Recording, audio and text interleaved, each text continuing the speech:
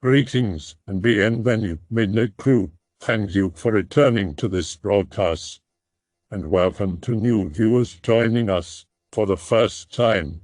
If you like a video, then feel free to subscribe. I live near Miami and work in a convenience store in a bad part of town. I work the night shift and usually do my shifts alone. Doesn't really bother me too much, but sometimes it does get to me. Anyways, there was one night after my shift ended that things got creepy. First of all, at around 12:30, the lights turned off in the store, then came back on again a few seconds later. This happens again around 30 minutes later. I'm a bit puzzled though, not creeped out yet. The rest of my shift is uneventful. I close down and lock up for the night, preparing to go home. As I am walking through the parking lot to my car, I spot something out of the corner of my eye. I turn my head and stop dead in my tracks. Near the edge of the building, there is a man who at first appears to be crouching. However, I realize that he is instead on all fours crawling around in the darkness. I stand there for a second, not knowing what to do, when he slowly starts crawling on his hands and feet into the parking lot. I book it, run to my car, and drive away. I tell the manager the next day, and he sort of brushes it off. He tells me it was just a meth head or something, since they are common in our area, and not to worry too much. I also told him about the power outage, and he said he would look into it. I still don't know if that lunatic had something to do with it, or if it was just a coincidence. Anybody have any theories? I have come to accept my manager's explanation, that it was some freak high on something, but sometimes I just don't know, man. On vacation at a friend's house north of France, in a really small village, like 300 people tops. Next to the town of Calais, notorious for its war past, lots of bunkers. Shitty ghost stories ensue like everywhere else there's been dead people. My friend's parents tell me how they think the whole area is haunted. They hear lamentations on the streets at night, and all the neighbors have stories about weird noises in their houses, something on the ceiling watching them at night, etc. Nighttime, I can't sleep, so I wake up and I look out the window. In the distance, on top of a hill, I notice a small house. What the fuck, Dog? I never saw that house before. It's bright, like it's shining out of the black of the night. There is a light mist all around the hills and surrounding the house. The mood is spooky. I get back to bed, obsessed with this shiny house that popped out of nowhere, and I dream of it. The next morning, I tell my friend about that phantom house on top of the hill. Dude, it's always been there. There's a giant light just next to it. I look at the hill and yup, the house is there indeed. What about the mist then? We're in the north. There's always mist. I'm fucking stupid. Or am I? Next night. Can't sleep, girlfriend is already sleeping. Hear humming sound in the distance, like wind through a door. Look at the window. There's wind indeed. But the sound is strange. Wind in the trees doesn't make that. It comes from a door. Look up the house. Through the windows, it's pitch black inside. Notice one with weird curtains. Friend is a survivalist kind of guy and has tons of gear. Take binoculars and look at the weird window. There's someone. It's staring at me.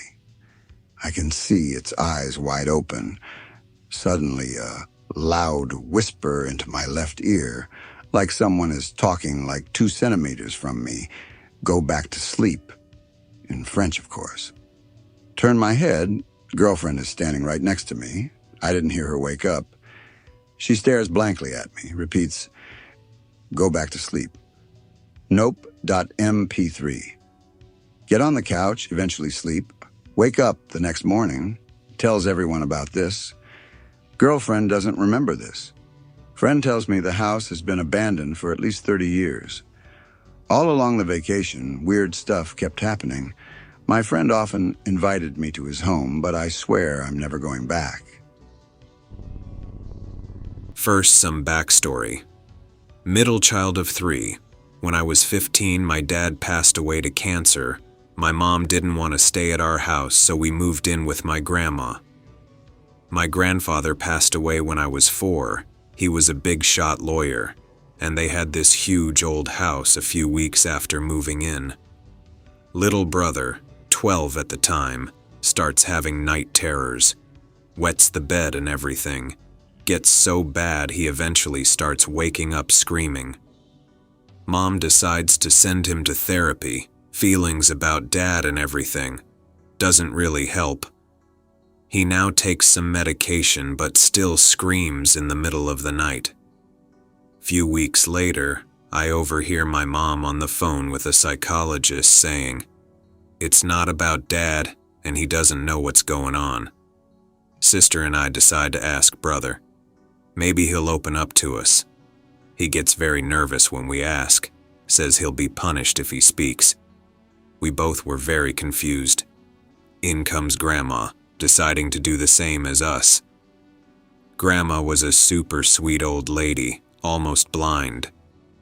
She talks with brother, no idea about what, and then convinces Mom to send him away to summer camp. She didn't want to because he clearly had issues. They send me along to watch over him. The summer goes by without any issue. No night terrors, no bedwetting, no screaming.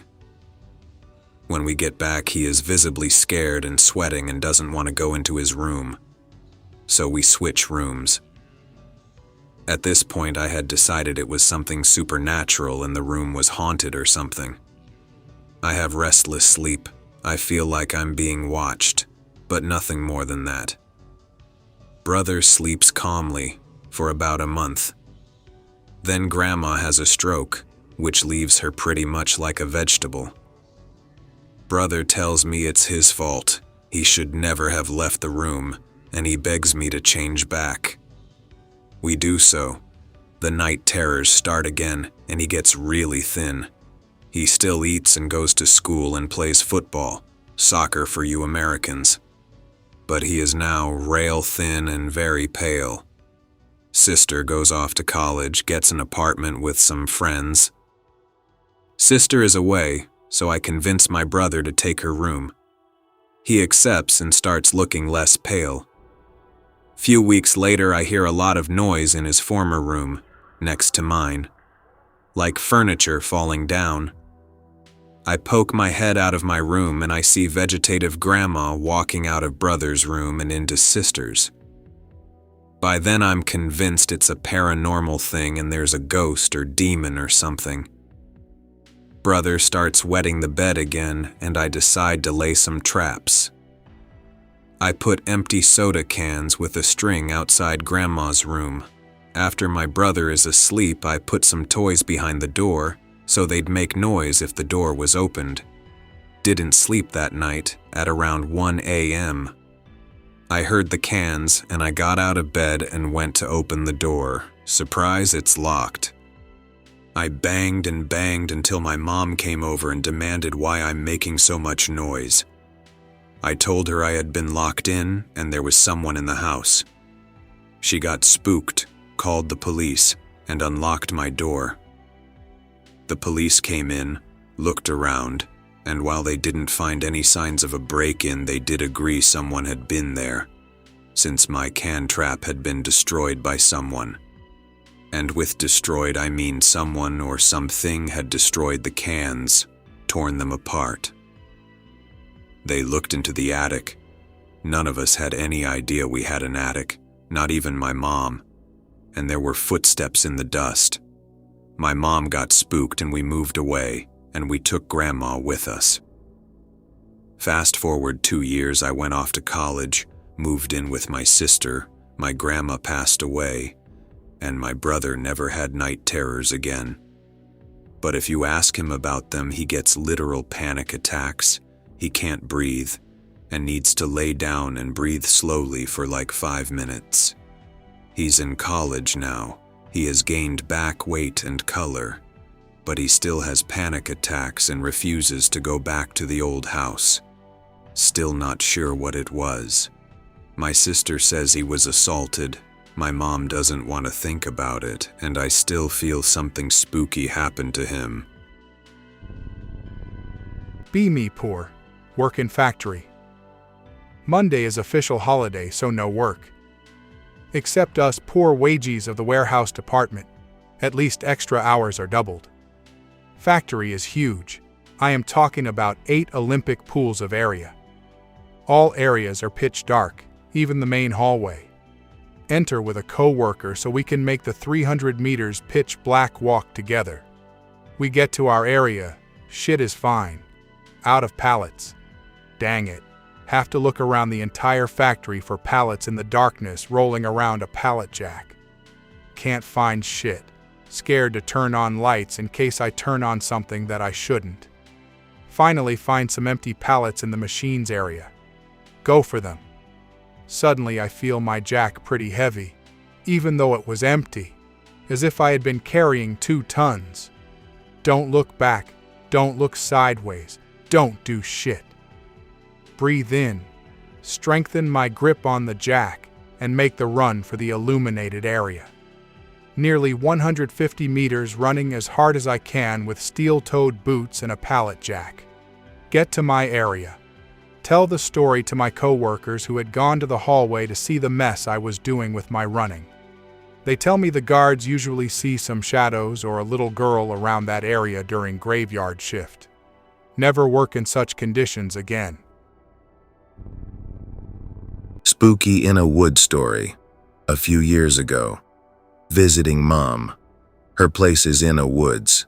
She's getting old, so I do stuff for her. Stuff like chopping wood, stacking and getting things ready for winter. She leaves the house to me for one night and goes to visit a friend. Fine with me because I have this nice secluded place to myself. Gonna spend all day splitting rounds, then get drunk and watch anime that night. Get to mom's house early. There was an early snow, so I need to get going on the wood. Talk with her for a bit. She leaves. I spend a good 7 or 8 hours just splitting these huge-ass rounds by hand. Tired and the sun is going down, so I stack most of it in the shed and start bringing some inside. She has this old walk-in freezer thing kinda like the one in The Shining. It's in a woods, so the house was built to have enough food to make it through the whole winter. The weather is never that bad, so she uses it to keep wood inside. The freezer is in the laundry room near the front door. So I'm bringing in wheelbarrows of wood and stacking them in there. It's getting pretty dark and the sun is now totally down. I have the porch lights on, but the woodshed has no electricity. Every time I go out for more to bring in, I have to bring this shitty little battery-powered lamp. The porch light has a motion detector, so if I don't fill the wheelbarrow up fast enough, the light goes off, leaving me with just this pissy little lamp. The light had gone off when I'm out in the shed loading the wheelbarrow when it goes back on. Like something walked past. I peek out of the shed. Of course, nothing is there. So I figure I just set it off myself, or an animal. So I'm bringing in another load when, from inside, I see the motion light go off again. I look around from the window.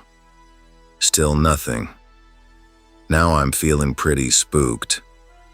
I start feeling like it's time to wrap this shit up. I have plenty for tonight and I can stack more tomorrow. I go back in to stack what was left on the wheelbarrow. As I'm in the freezer, I hear this weird slapping sound. Shit my pants when I realize it sounds like footsteps in the house. Like the kind of slapping footsteps someone makes if they're walking barefoot with wet feet on a hard floor. 3 steps in quick succession, then nothing. I stand there in the freezer for a few seconds, afraid to look out. I finally jump around the corner. Thankfully, nothing is there. I bolt out to my car and grab my .22 rifle, put a round in the chamber and let the bolt slam loudly. With the rifle on me, I felt safe enough to just lock up and get inside. Dump the rest of the wood on the floor and fly out to the shed. throw the wheelbarrow in, lock the door and haul ass back inside, lock the knob, the deadbolt and the chain, then proceed to clear the house. I checked everywhere a person could hide. Under beds, cabinets, closets, in the attic, in the fridge. Literally everywhere. Finally, I feel as confident as I can that nobody is in the house.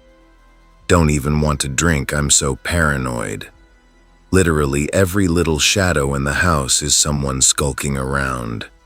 Spend the rest of the night drifting in and out asleep on the couch with my rifle next to me, just waiting for someone to pop out of nowhere.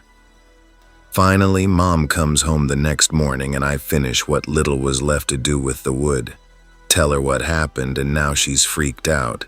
She and I agree that she should keep her revolver real fucking close for the next few days.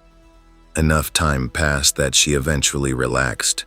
Now when I go up there, I make damn sure I'm done while it's still light out. And always lock the door behind me and when I come back in. Best case scenario, it was just an animal or I was already scared and hearing things. Worst case scenario, some fucking barefoot crackhead saw an open house and decided to sneak in but either heard or saw me and took off. Not paranormal in any way, but still had me scratching my head, driving from Dallas to Houston. 2 a.m., so I could avoid other cars, cops, and I liked the quiet. Eventually find an older Tacoma driving on the road to use as a sponge. Just for the record, a sponge car is a car you drive behind and stick with on a long road. They're pretty much human shields for deer crossing the road, cops pulling over speeders, etc. The truck would swerve hard every few minutes. Just think he's drunk, so I shrug it off. About 40 minutes into the trip, a second truck pulls up out of nowhere, blows past me, and gets right beside the first truck. They both take a right off onto this small dirt road. I guess it leads to a farm or some shit, but the gate was closed, so they were only about 20 feet away from the road. At this point, I was genuinely curious about what they were doing. Shut my lights off, pull a U-turn, and park on the shoulder. The first driver gets out of his truck, goes to the bed, and grabs a gas canister. The second driver is violently throwing his hands up, pointing at the first driver and putting his hands on his own head, etc. Basically, the second driver was tearing into the first driver. The first driver is throwing gas into the cabin, on the hood, and in the bed. Shit goes dark for a second, and then the truck goes up in flames. The guys get into the second guy's truck and drive off slowly. I sat there for a few minutes thinking about what to do from there. Eventually decide on just turning around and heading back home. Fuck it, today's my day off and I have a story that fits the bill. First one incoming. Be me, married for 5 years, have 2 kids, 1 boy, 1 girl. End up getting a divorce.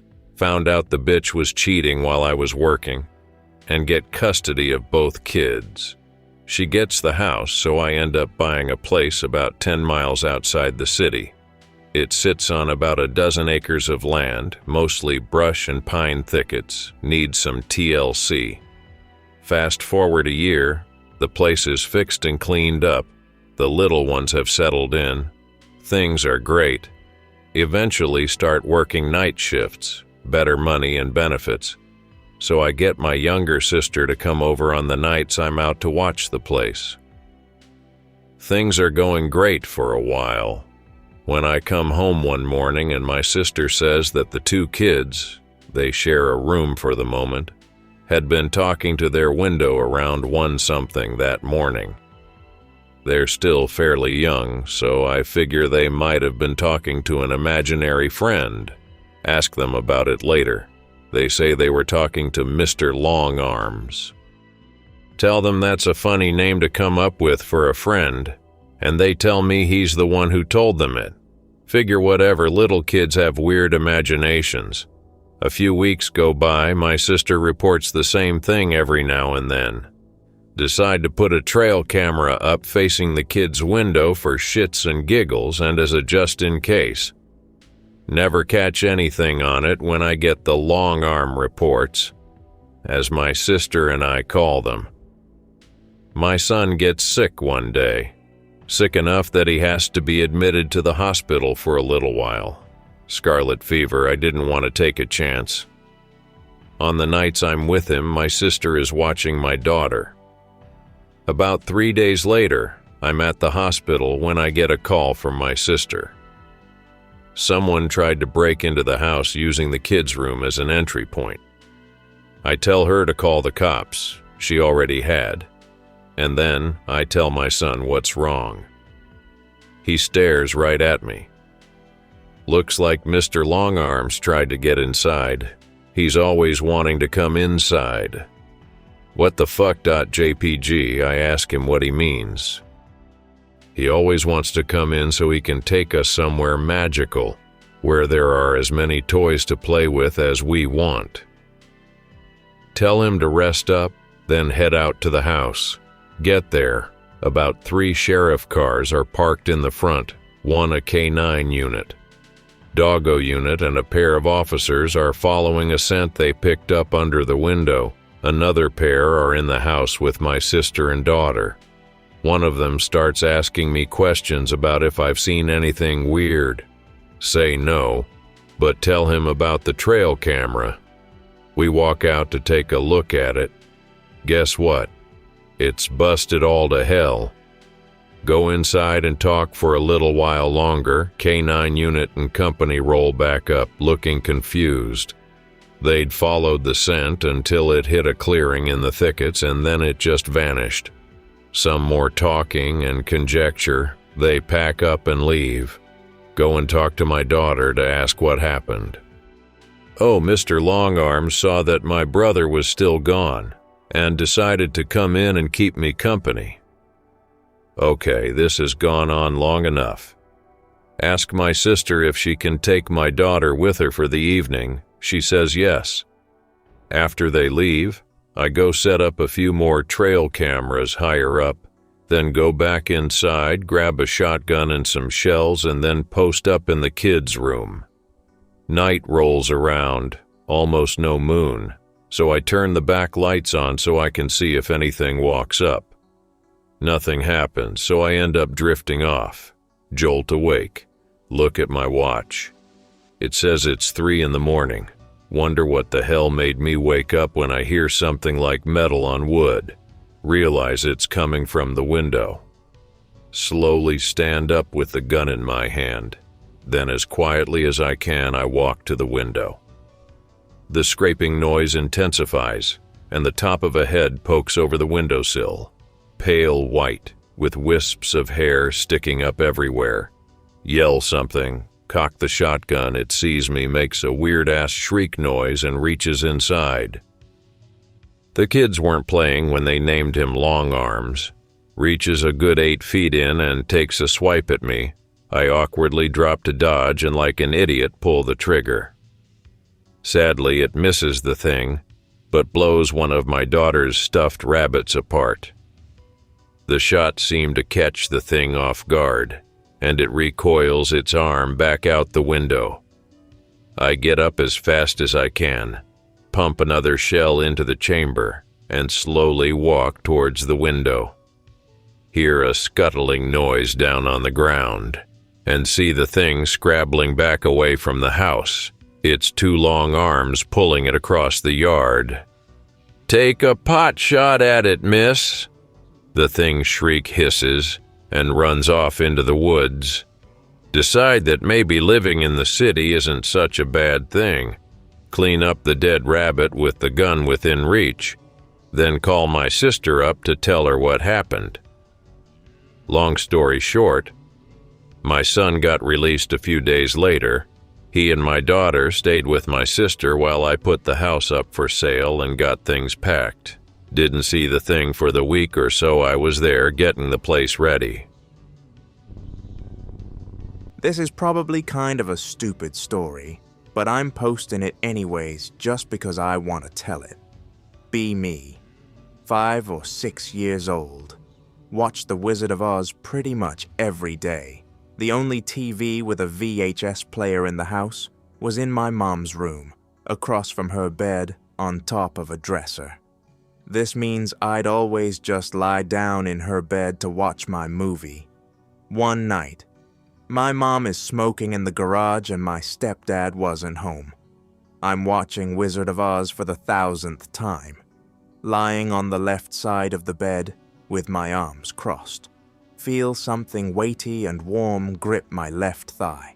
Look down and there's a big hand covered in brown hair splayed out on top of my leg over my pants. Immediately super scared. Pull my leg out from under it and stand on the bed. It doesn't make an effort to grab me and drops onto the mattress. Jump on top of the nightstand next to the bed and try to swing myself around the frame of the open door into the hallway. Run to the garage and tell my mom. She doesn't believe me. It smells like cigarettes, and that's all I can remember about that. In college, around 20 years old, had an awful sense of dread and anxiety for the past week or two. Blame it on finals being soon and try to focus. Can't shake this feeling of impending doom creeping up on me, losing sleep and track of time easily. Wake up one day, feeling completely gone. Not even residual doubt about a decision I've made since it started. Few days pass. Finals come and go. Parents ask to help them move and clean up the old house before it's torn down. Feeling instantly sets back in. Say yes anyway. Show up the next morning, completely on edge and antsy. Go inside. Start to get déjà vu, like I know exactly where to find things before they even ask for it. Feeling gets worse and worse as the day goes on, almost sickening in the afternoon. Sit down for a minute, Mom says. A storm is coming and to head into the basement and turn on the power if I'm staying. Heart sinks for no reason. Silently get up and trudge down there. Hear an unfamiliar voice call my name as soon as I open the door. Find the breaker. Feel the breath down my neck. Whip around. See a giant face in the wall. Tell me things I had forgotten about since childhood and memories I had repressed, then says it's going to keep watching me even after I die. Then melds back into the wall, leaving a big dark stain where it was. Run back upstairs in blind panic. Parents are nowhere to be found. Head outside. The sun's completely gone, pissing rain and thunder. Hear same voice scream my name along with a very loud crunching sound. Get in my car and floor it back to my dorm. Parents called the next morning. Said a basement wall had collapsed from unseen water damage, and that the house had caved in. This is the only crazy shit to happen in my life. Be me from the past, high school senior. My girlfriend and I have hatched a plan. Rent a night in a hotel that is situated on a shitty marsh, affectionately referred to as a lake. The sign just says in big red letters off-center. When we arrive being sneaky to cover our movements from both of our houses to the hotel, there's an obese man named some clown named like Bongo or something. We check in and I notice how all the furniture is mismatched with different styles and shifted out of place all over, but Bongo doesn't seem to care. The hotel has perpetually dimmer and dimmer lighting, and the staff seem to all like staring and smoking. Everybody except that the ham that gave us our room key seemed to be doing it. In our room we find the new name of the hotel written on tape put over everything. The phone, clothes hangers, even the soap. Nothing else eerie happens until a while into the night. Gonna start the second half of the story here. Now deep into the night watching Murder, She Wrote, enraptured in the deep characters presented in this series, I started hearing a persistent shifting through the walls on either side of our room, like the guests next door are tossing and turning over in bed. Eventually it stops.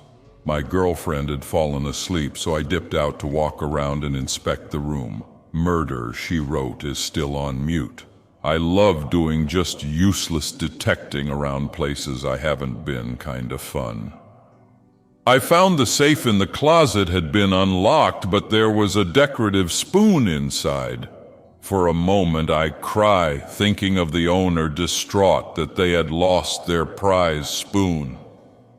By the time I'd made it through most of the room, the rolling started, but real slow. It'd stop occasionally. It isn't the scary part, it was just weird how terrible these people were sleeping.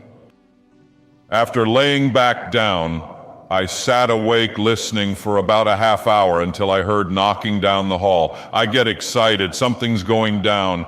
It's 1 a.m. and it's a sharp knock. I stay completely still. The fellow knocking knocks really hard for about 5 to 10 seconds and then moves around. It's hard to tell, but he's moving around the hall, knocking on different doors back and forth down the line. The knocking sound stopped after it sounded like this drunk asshole fell down. You could hear him sliding his body along the floor. I got up, bad idea, and moved by the door. I gaze through the viewfinder and see a man covered in some sort of paint, but it's probably not. A putrid yellow color, like the dude got vomited on by a garbage pail kid. I can't see his face. I live in a small town, so I thought I'd recognize him. He's rubbing this shit on the floor of the hallway. I'm thinking, holy shit, I gotta wake up my girlfriend. She's gotta see this. I move and rumble back to the bed. He obviously hears my rumble. He starts banging, probably hitting the floor and getting himself up. I stopped in my tracks. I didn't want to die that night. He stood up and is rubbing on the door. He's trying the handle. He starts howling in this weird way. It's like he's imitating a wolf, but he's also weeping at the same time. Sounded just like that yell from the suspense episode, The House in Cypress Canyon. The term inhuman is played out. This was definitely a human, just not a regular human. I'm crying out in my head for Bongo. That fat piece of shit was nowhere to be seen. The door stops banging, keeps yelping, and goes down the hall. My heart is going super fast, and I'm hoping this dude has moved on. I sit up and my girlfriend is like on the verge of being awake. She's mumbling and asking me why I'm still up. I don't know how to answer, so I just mumble back a reply. My eyes have been darting around. My mumbles deteriorate as I see he's gone around the building. He's walking up to the ground floor window. I'm done. I accept my fate. He had walked around the building. It had taken him a few minutes. It was dark in the room except for Murder, She Wrote. When he got to the window, he didn't bang or yell or whine or even touch the glass. He just looked in. He had his hands behind his back and was patiently looking around the room. This guy locked eyes with me for only a second, and I didn't seem to faze him. It didn't seem like the same guy. I laid there silent for so long looking at him until I guess I couldn't any longer. I had fallen asleep looking at him. When I woke up, my girlfriend expressed her displeasure at her sleep. I slept horribly. How about you? I just smiled and continued packing up. You could hear vacuuming and scrubbing going on outside for the hour it took us to take showers and pack up. We opened the door and exited past a couple of smoking maids cleaning up the shit this guy left. I'd hoped I had dreamed it. Don't ask Bongo Bondo what it was, because I am too awkward. Never speak of it again. Never got any context on it. Hands down the weirdest thing that's ever happened to me. I hope that you enjoyed tonight's broadcast. If you enjoyed tonight's story, then please subscribe to the channel, as more Greentext will appear daily. A new broadcast will appear when the clock strikes midnight Central Time.